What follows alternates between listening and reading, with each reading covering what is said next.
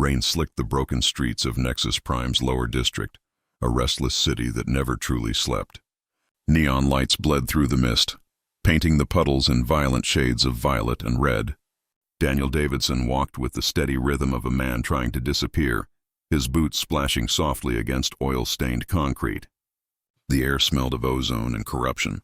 He pulled his weathered jacket tighter against the cold drizzle, jaw clenched, eyes shadowed beneath the brim of his hood.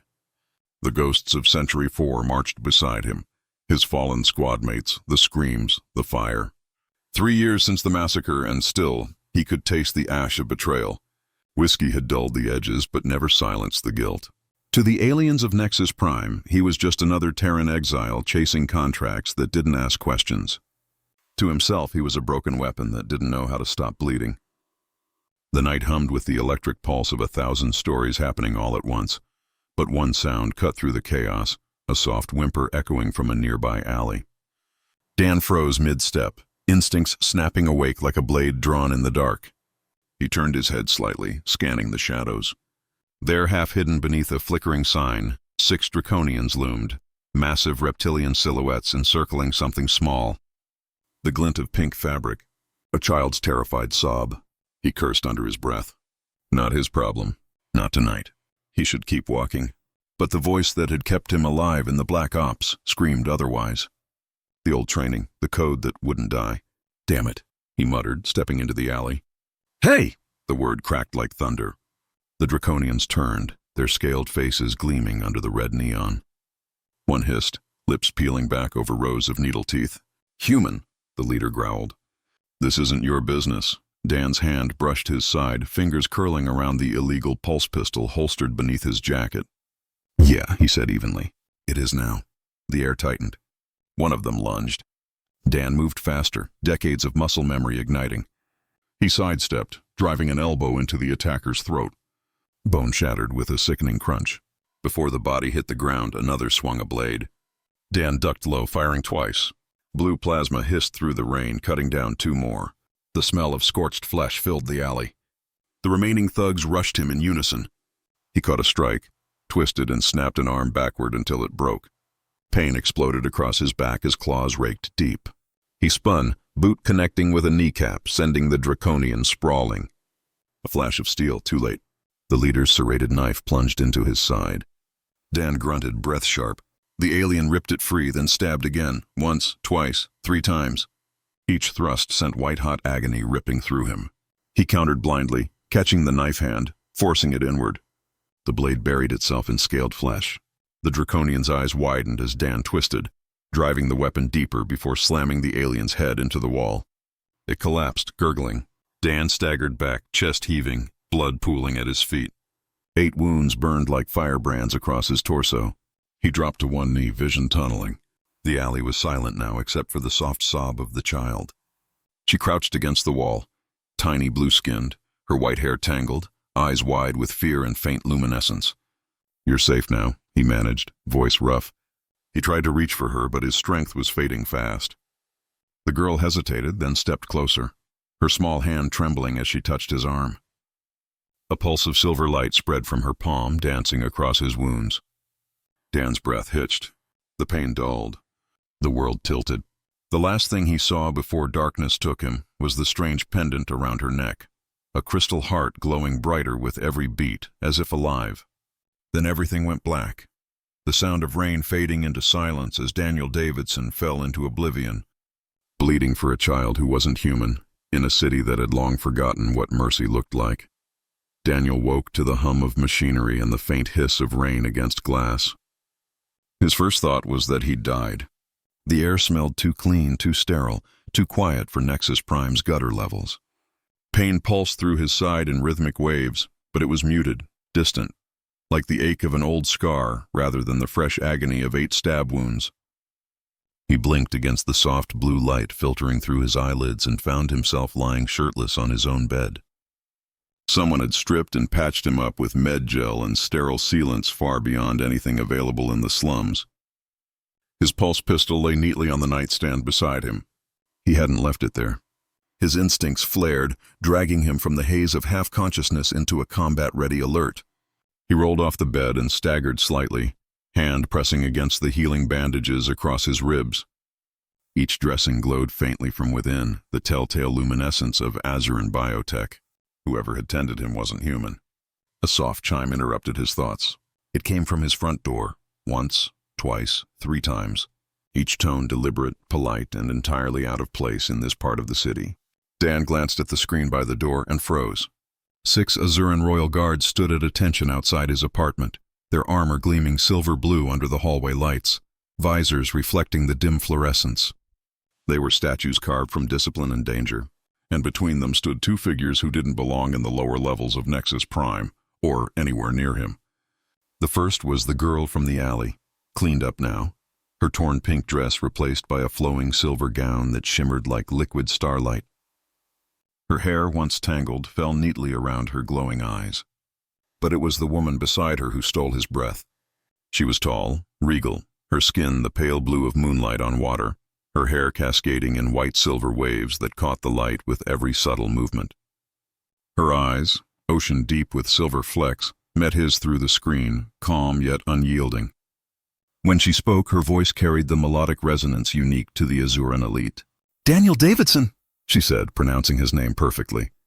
"Former Captain, Terran Special Operations. Decorated 6 times for valor, presumed dead after the Century incident." Dan's jaw tightened. "You've got the wrong guy," he muttered, tucking the pulse pistol behind his back. "Name Smith, Dan Smith, freelance security consultant." The woman's lips curved into a knowing smile that made his stomach tighten for reasons that had nothing to do with fear. "Of course it is," she said. "May we come in?" He hesitated. 6 soldiers, no escape route. And the way she said it wasn't really a request. He sighed and unlocked the door. The mechanism hissed open. The air shifted immediately, carrying the faint scent of ozone and something sweetly alien, like crushed flowers and spice. The soldiers remained outside, motionless, their discipline absolute. The woman and the girl entered, moving with fluid grace that made the small apartment feel even smaller. "You live simply," the woman observed, her gaze drifting over his bare walls. His single photo, a hollow frame of his old squad before the Century disaster. "Gets the job done," Dan said flatly. "Who are you and what do you want?" She turned back to him, the dim light painting subtle silver highlights across her features. "I am Lady Ibarra Abarax," she said, "Royal Consort to the High Chancellor of the Azuran Hegemony." She rested a hand on the girl's shoulder. "And this is my daughter, Princess Levax." The words hit like a plasma round. Dan blinked, processing them. Princess. Royalty. He'd saved a damn princess from a street gang. He let out a low whistle. "I'm guessing a thank you card would have sufficed." Lady Ibarra's expression softened, but her eyes never lost their focus. "You risked your life to protect her," she said. 8 stab wounds from Draconian Syndicate enforcers. "You should have died." "I've been told I'm stubborn," Dan muttered. "We are indebted," she continued, her tone shifting from gratitude to diplomacy. "Such courage cannot go unrewarded." Dan shook his head. "I didn't do it for a reward." "That," she said quietly, "is precisely why you were the right man to save her." The princess stepped forward timidly, her small voice trembling but clear. "You stopped the bad one," she said. "You didn't run away." Her eyes glowed faintly as she looked at him. "You're different from the others." Dan swallowed, unsure how to respond to that. "Yeah, kid," he said finally. "Guess I am." Ibarra stepped closer, her presence commanding yet strangely gentle.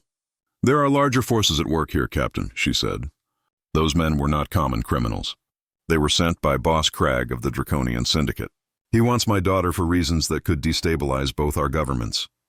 Dan's pulse quickened. He'd heard the name Cragg before, whispers in the dark corners of Nexus Prime, tales of a reptilian warlord who dealt in slaves, weapons, and political leverage. "So what does that have to do with me?" "Everything," Ibarra replied. "You've crossed a man who answers to no law. By saving my daughter, you've made yourself a target." She met his eyes, her voice lowering to a near whisper. "Which means your only chance of survival is with us." The room fell silent. Outside, the neon glow pulsed faintly through the rain. Dan looked from Ibarra's unwavering gaze to the little girl's trusting eyes and felt something shift deep inside him. A flicker of purpose he thought had died years ago. Hell, he muttered, exhaling slowly. Guess I'm not dead yet. Lady Ibarra smiled faintly, the first hint of warmth in her regal composure. No, Captain, she said. You're just getting started. The streets of Nexus Prime blurred into streaks of blue and gold as the hover transport sped through the upper air lanes, its silent engines slicing through the rain-soaked haze. Daniel sat near the rear, pulse pistol holstered but ready, his eyes never leaving the shadows outside. Lady Ibarra sat across from him, composed as ever, though her hands rested protectively on Princess Lavax's shoulders. The child gazed out the window, her reflection flickering like a ghost against the city lights. They hadn't spoken much since leaving his apartment, but Dan's instincts screamed that this mission, whatever it was spiraling into something far beyond a simple rescue. You're awfully calm for someone whose kid was nearly kidnapped, he said finally, breaking the silence. Ibarra's gaze met his. Calm, she said softly, is what keeps people alive when panic kills them. Dan smirked despite himself. Sounds like something out of a field manual. It was, she replied. Yours, he blinked. You've read Terran combat doctrine? I study all species that interest me, she said, voice smooth as silk but carrying the weight of truth. Humans most of all. The hum of the transport deepened as they descended toward the Azuran embassy, a monolithic structure of black alloy and shimmering blue energy veins that pulsed with power. Two guards at the entrance raised their hands in salute as the door opened. The moment Dan stepped out, the scent of ozone thickened, the embassy's shield generators always active. Stay close, Ibarra murmured. The rain had eased, but tension clung to the air. Dan's combat senses prickled. Something was wrong. The streets were too quiet. The rhythmic echo of footsteps behind them confirmed it. We've got company, he said, reaching for his weapon. Before the words left his mouth, plasma fire erupted from the shadows, bolts of orange slicing through the night. The lead Azuran guard went down instantly, armor scorched. Ambush!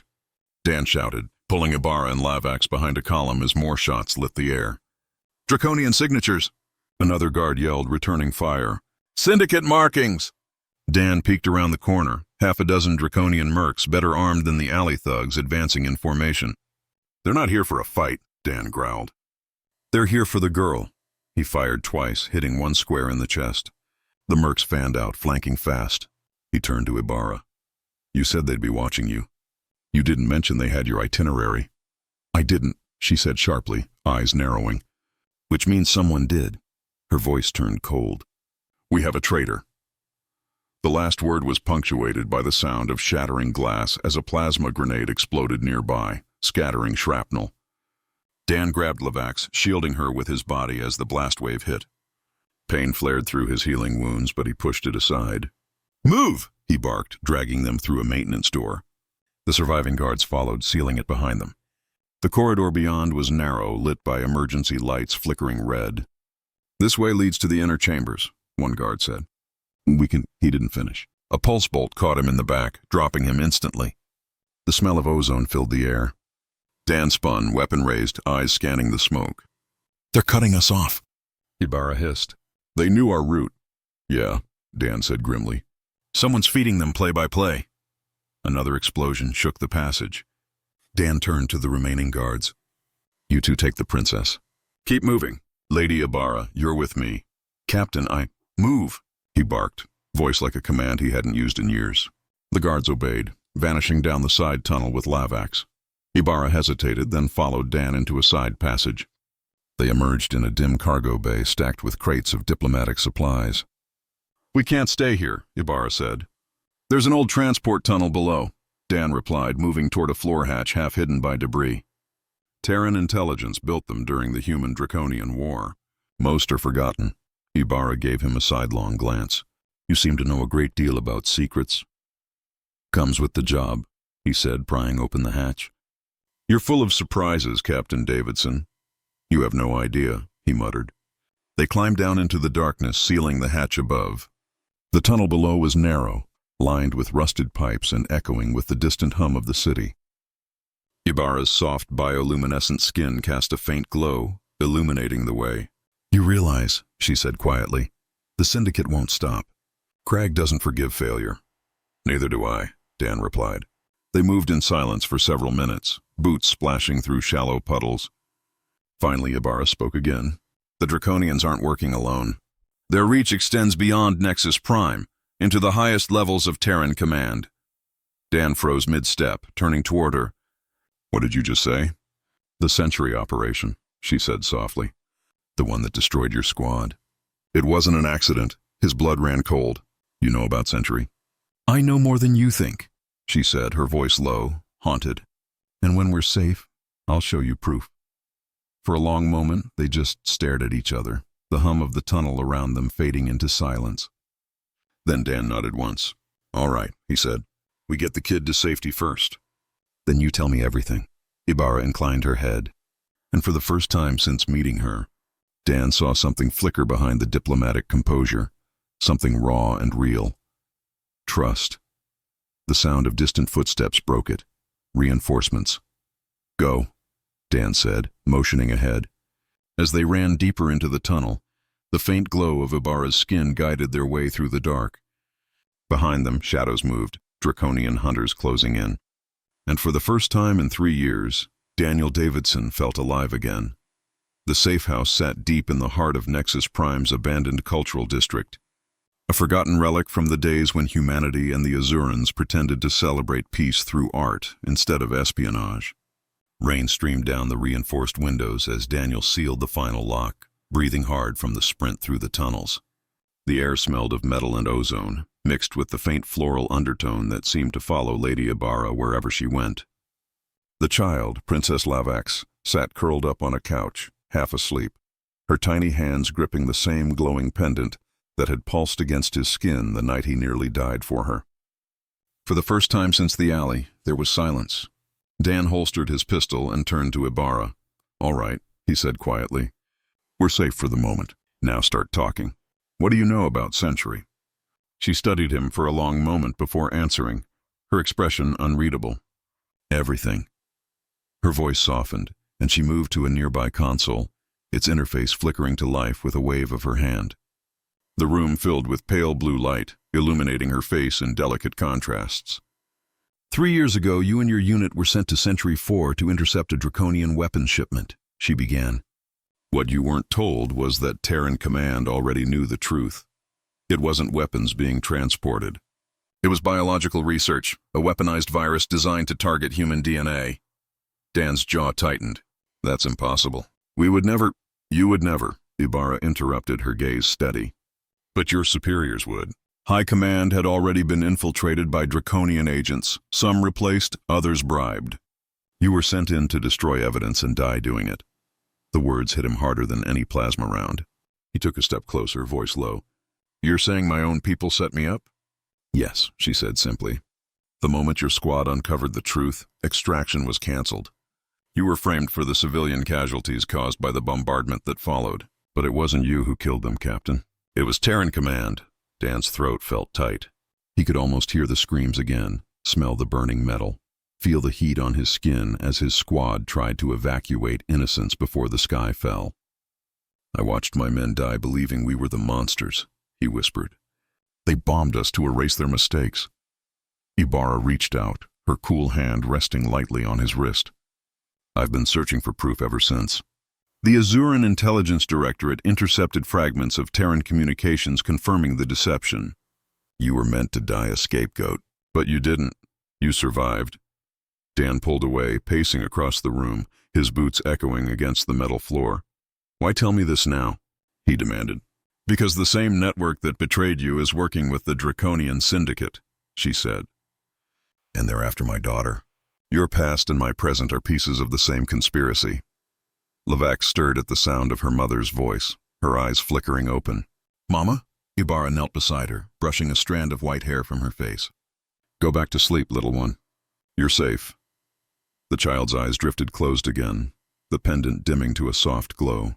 Dan watched them both in silence. Something inside him twisted, a mix of anger, grief, and something far more dangerous. He'd spent years drowning in guilt for crimes he hadn't committed, running from ghosts that weren't his. Now those ghosts had faces. So what's the next move? He asked finally. Ibarra rose to her feet. We expose them. I have files encrypted within Azuran diplomatic archives. Data that can clear your name and reveal the alliance between corrupt Terran officials and the Syndicate. But first, we need allies. Allies, Dan repeated with a bitter laugh. Everyone who ever trusted me is either dead or thinks I'm a traitor. Not everyone, she said. Your intelligence officer, Maya Fowler. She survived Century. Dan froze. That's not possible. I have reason to believe she's alive, Ibarra said. And she's working undercover within the Syndicate's operations here on Nexus Prime. He stared at her, pulse pounding. The thought of Maya, the woman who had covered his flank in every firefight, who'd laughed when everything went to hell, being alive was almost too much to process. If you're wrong, he began. I'm not, Ibarra said firmly. And if we're right, she's our key to unraveling all of this. Thunder rumbled outside as lightning illuminated the skyline. For a moment, Dan saw his reflection in the glass, scarred, hollow-eyed, and older than his years. But behind him stood Ibarra, radiant and unyielding, her gaze fixed on him like a promise. You didn't just save my daughter, Daniel Davidson, she said softly. You've given us a chance to save both our worlds. He exhaled slowly, the storm outside matching the one building inside his chest. Then let's finish what Century started. Ibarra's lips curved into the faintest of smiles. We will, she said. But first you need to rest. Dan shook his head. I don't rest. You will tonight, she replied, stepping closer until her presence filled his senses. The faint glow of her skin, the subtle alien scent of her breath. You're no good to anyone bleeding on your feet. He met her gaze, the air between them thick with unspoken tension. You've got a strange way of saying thank you, he murmured. I'm Azeron, she said, voice barely above a whisper. We express gratitude differently. And before he could speak, she leaned in and kissed him. It was brief, cool at first, then lingering, a collision of two souls scarred by war and loss. When she pulled away, her expression had softened, but her eyes burned with quiet fire. Sleep, Captain. Tomorrow we face the past. Dan stood frozen as she moved toward her daughter's side. The rain outside had stopped, but thunder still rolled somewhere distant. He sat down slowly, the weight of truth pressing on him. Century, Maya, betrayal, and the alien woman who somehow made him believe in redemption again. For the first time in years, Daniel Davidson let his eyes close without reaching for a weapon. Outside, Nexus Prime's skyline pulsed with light, and far above, unseen, the Draconian Syndicate was already preparing its next move. Morning came to Nexus Prime as a dull metallic dawn. The upper districts glowed like circuitry under the haze, while the lower city simmered in perpetual twilight. Inside the safe house, the rain had finally stopped, but tension thickened the air like smoke. Daniel stood at the window pulling his jacket over a half-healed torso. The medgel patches beneath his shirt still glowed faintly, a reminder that he was alive by someone else's miracle. Behind him, the hum of holographic displays filled the room. Lady Ibarra Abarax worked at the console, her hands moving with precise elegance, blue light washing over her face. Princess Lavax slept in the adjacent room, curled under a silver blanket that shimmered like liquid moonlight. Dan turned. You've been at that console all night, he said. Ibarra didn't look up. I had to confirm my suspicions. Her voice carried the calm cadence of someone used to impossible stakes. Maya Fowler is alive. She's been deep undercover within the Draconian Syndicate for almost 2 years. Dan froze. Maya, you're sure? Ibarra nodded. She's been feeding intel to both Terran resistance cells and Azuran operatives. But 3 days ago, she went dark. We think Boss Crag discovered her identity. Dan's hands clenched at his sides. The ghosts of Century had names again, faces that hadn't all died in the fire. We find her before he does. Ibarra's gaze flicked to him. I already sent a signal through a secured channel. If she's still alive, she'll find us. Her tone softened. But Captain, understand, if Craig learns where you are, he won't send foot soldiers this time. He'll come himself. Dan's lips twitched in something that almost resembled a smile. Good. Saves me the trip. The door's proximity alarm interrupted them. Instantly, both were in motion. Ibarra drew her weapon, a sleek, crystalline pistol that hummed with contained energy, while Dan moved to the side wall, pulse pistol raised. The door chimed twice. Then a voice. Dan. It's me. Dan stiffened. The voice was unmistakable. Maya Fowler. He glanced at Ibarra, who gave a cautious nod. The door slid open. Maya stood in the entryway, drenched in rain, eyes wild and tired. A long scar cut down from her temple to her jaw, the kind no amount of reconstructive tech could hide. "You're alive," Dan breathed. "Barely," she said. "And I didn't come alone." Behind her stepped an older Azuran male in tattered scientist robes, the insignia of the Royal Science Division faintly visible on his chest. "Professor Terran," Ibarra said, surprise breaking through her composure. "You were reported dead." "Captured," the professor corrected, bowing slightly. "Until she freed me." Maya shut the door, locking it fast. "We don't have much time. The Syndicate's mobilizing. Craig's preparing to unleash something catastrophic." She looked at Ibarra. "A new bioweapon, one that doesn't target humans this time. It's engineered to destroy Azuran DNA." The room fell silent. Ibarra's eyes widened, the calm mask cracking for the first time. "That's impossible. The previous generation of the virus couldn't cross genomic compatibility thresholds." "They solved it," Terran said grimly. "Using hybrid research stolen from the hegemony itself.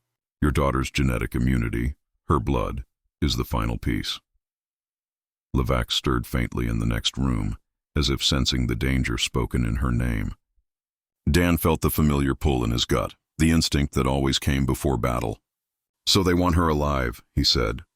"To complete their weapon." "Exactly," Maya confirmed. "But we can stop them if we act fast. The data hub inside the Draconian embassy contains every transaction, every communication linking the Syndicate and the corrupt Terran officials. If we can breach it and extract the files, we can expose the entire operation to both governments." Ibarra's gaze sharpened. "The embassy is a fortress. Direct infiltration is suicide." Dan holstered his pistol with a faint smirk. "Then we don't go in through the front door." He turned to the holographic map flickering on the wall, pulling up the city's maintenance schematics. "There's an old sub-level beneath the embassy, a forgotten freight conduit from the Human-Draconian War. It'll get us close to their central data core." Maya nodded slowly. "If we can reach it, I can override their encryption." "And while we do that," Dan said, glancing at Ibarra, "Craig will come for what he thinks is the princess." Her eyes met his, understanding dawning like a spark. "A decoy," she murmured. "Exactly," Dan said. "We use a holographic projection, real-time, heat-synced, and biosignature accurate. The Syndicate's hunters will track her, and when they attack, we spring the trap." Ibarra's expression softened, half admiration, half dread.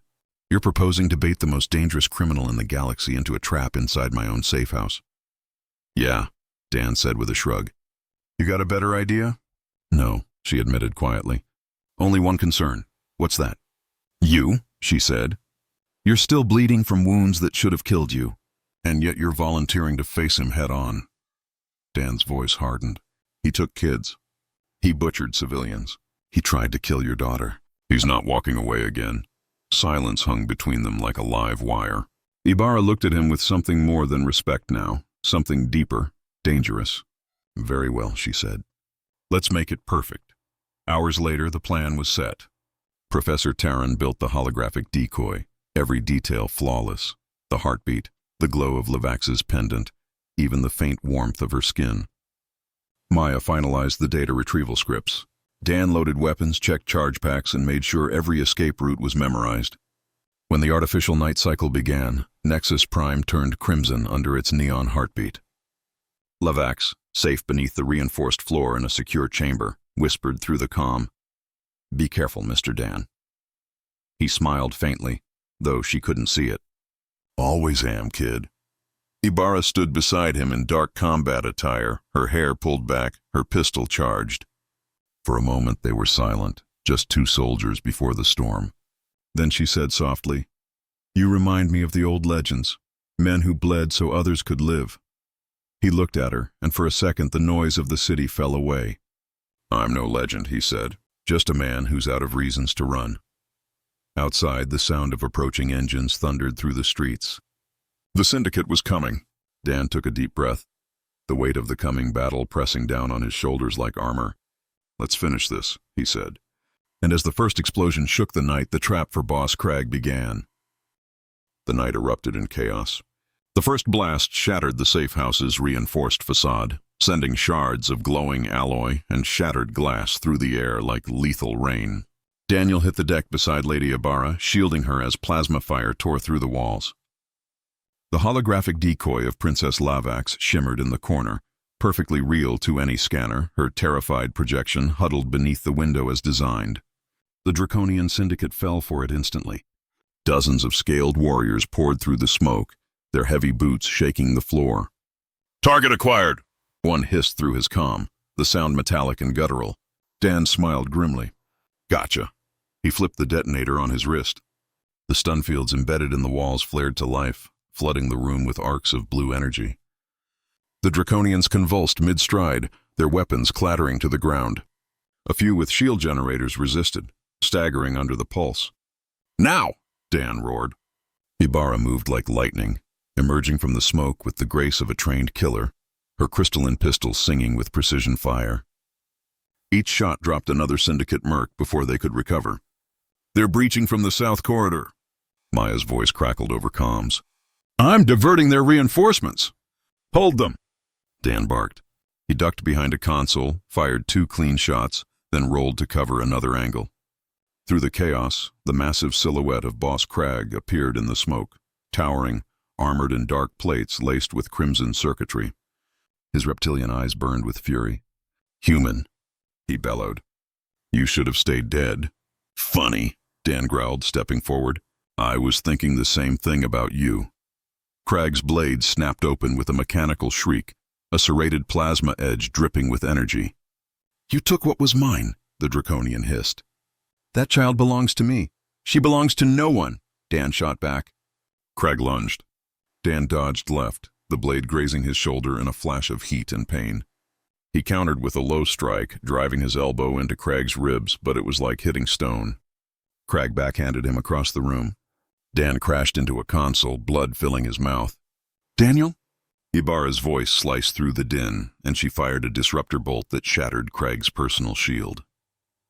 The Draconian turned toward her, roaring, and in that heartbeat Dan was already moving.